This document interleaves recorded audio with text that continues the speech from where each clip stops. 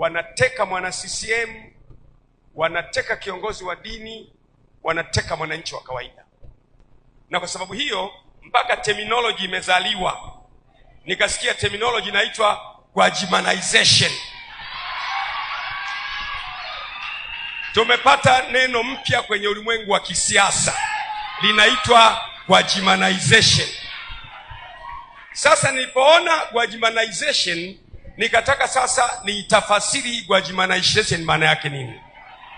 Gwajimanization au Gwajimanizing ni ujasiri usioteteleka wa kusema kweli,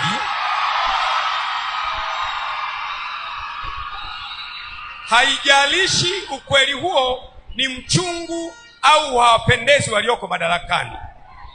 Ni dhamiri thabiti ya kutetea maslahi ya taifa kuliko maslahi binafsi, na kuinua sauti kwa uthubutu mkubwa bila kuyumba kiasi cha kusababisha ivume ndani ya himaya za mamlaka na kutikisa misingi ya ufisadi na dhuluma katika nchi. Na kama hii ndiyo maana ya Gwajimanization, basi naipokea kwa mikono ya shukrani, na ningependa kila mtu awe Gwajimanized.